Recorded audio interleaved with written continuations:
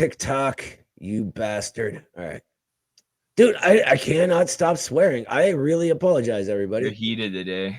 I am. I'm ready to throw down, as they say. Put the kids away, folks. This one's rated R.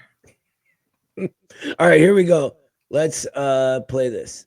Last year, the International Longshoremen's Association went on strike, and they were able to get a 62% wage increase for their workers. And those of us at the American Communist Party supported this strike effort and even sent some of our cadre to the picket line to stand in solidarity with the workers. But now there's been some confusion because a Trotskyite organization known as the Spartacist League recently published a hit piece about the ILA, which is what Trotskyists always tend to do when it comes to union organizing. They criticize the unions for not being revolutionary communist organizations when that's not what unions are designed to be. They're supposed to be mechanisms for collective bargaining that fight for bread and butter gains on behalf of the workers. But the Trots always want to come in and tell the unions how to run their organization instead of just supporting their efforts. And the ultimate effect of this is to muddy the waters and make some workers think that communists are their enemy. There were some people who thought that the ACP supported this hit piece on the unions when nothing could be further from the truth. We don't want to tell you how to run your unions. We just want to help you get the bread and butter gains that you're fighting for.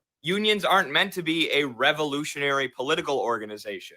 That's our job. We don't want to be associated with Trotskyites like the Spartacist League at all. And if you look into the history of the Spartacist League in specific, you'll see that they've done things like fighting on behalf of NAMBLA. Yikes. Go ahead and give that a goog if you don't know what it is. So yeah, I'm just making this video to dispel the confusion and say that the ACP stands with the International Longshoremen's Association. We have nothing to do with these organizations who are writing hit pieces about the striking workers. I mean, damn straight we stand with them, right? I think that was a great video, by the way. It brings up an interesting topic to me, and that is Trotsky himself and his lack of theoretical rigor. Also, Eddie coining a new term, which is goog, and I kind of like that term. Give it a goog. But look, Trotsky never really understood Marxism. He was always a political opportunist. He joined the Bolsheviks from the Mensheviks only a couple months before the October Revolution, right? So let's make that be clear about that. His foundational theory of permanent revolution was a dogmatic misreading of Marx that could not understand proletarianization as a process and therefore couldn't understand the revolutionary potential of the peasantry. He instead saw them as a sort of static, stuck in its place reactionary force, which should remind you of a group of people that pretend to be left-wing today, right? But his mistakes don't end there. They only begin there. Throughout the time before he betrayed the revolution in earnest, while he was working underground to bring it down, he was attempting to treat unions in all these weird, different ways that were outside of their job. So after the revolution succeeds and the Bolsheviks take power, and the union councils begin having a real voice in the Soviets and blah, blah, blah, blah, blah. A question came up in the party. Well, what are unions? Because what are we using them for? Right? And Trotsky's notion was to use them as a sort of administrative apparatus, which just removes their entire purpose, right?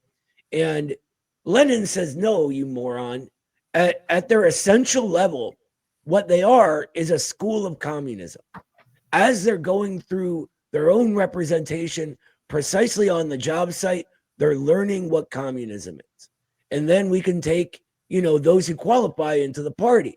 Bukharin tried this really bizarre, like half measure where he tried to find like a middle road between Trotsky's position and Lenin's, and Lenin called him stupid for that and told him he was being metaphysical, blah, blah, blah. But regardless, and I'm sorry for the ramble, it's really just another instance of Trotsky's sort of bureaucratic authoritarianism, wanting everything to sort of run from the top down so he could have his way. Yeah, I mean, that's what it is. It's trying to impose basically your own views on workers and condemning the workers when they don't hold those views rather than encouraging them to go forward. And it was the same thing even post-socialism.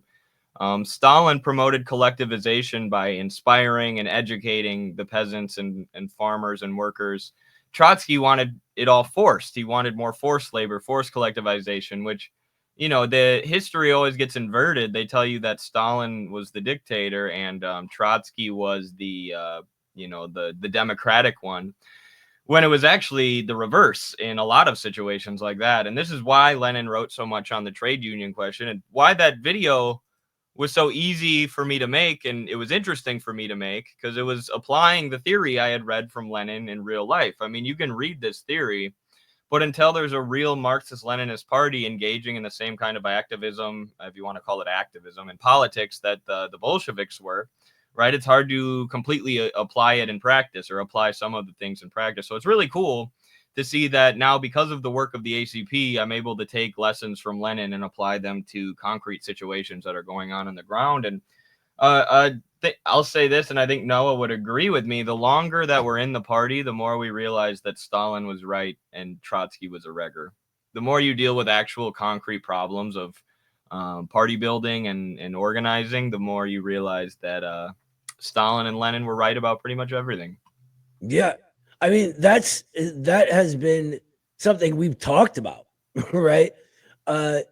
It's look, if you're ever confused on who to trust and who to look to for guidance and who to sort of be wary of, look for the rational outcomes of suggested policies. Everything Trotsky did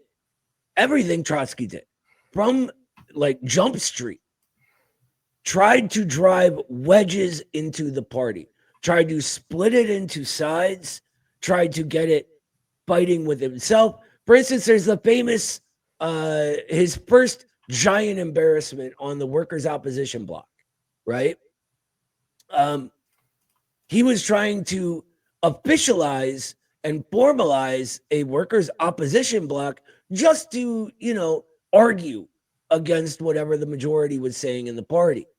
And it got laughed at, basically. It was a wide majority that outvoted him. But that's what you got to look for. And in retrospect, we can see that with the people who tried to wreck our party. And surprise, surprise, they were trots. It's what they do, right? Every step of the way was trying to turn one against another, trying to create a side here and a side here and pit them against each other, right? We heard all kinds of crazy lies about certain leading figures in certain chapters, right? Designed to drive a wedge between them and the national leadership. It's always, always, always about creating sides. Absolutely. Sorry about that interruption there. Carlos was calling me on Telegram. But yeah, it's the left reactionaries, I guess we could call them, the fake communists. We've always said this, are able to do more damage than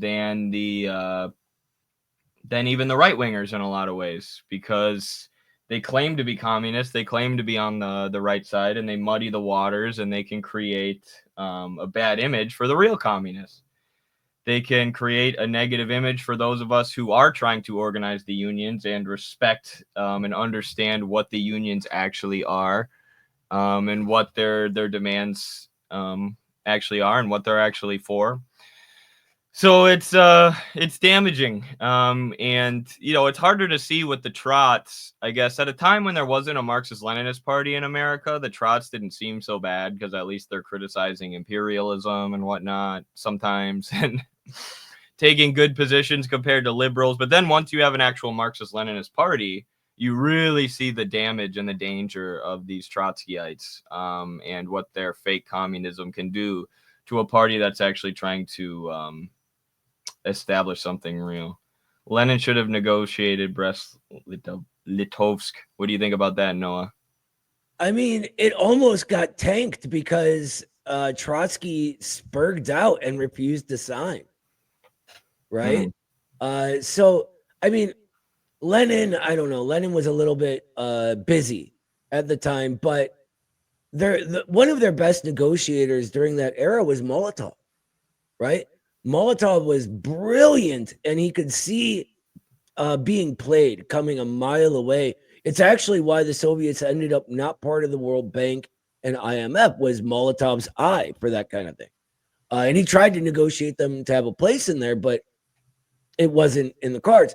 But I feel like if Molotov would have had the lead there, it would have been a lot different. And Brest-Litovsk could have been negotiated better. Agreed. Sorry, Carlos is something interesting for me. Big news coming soon, folks.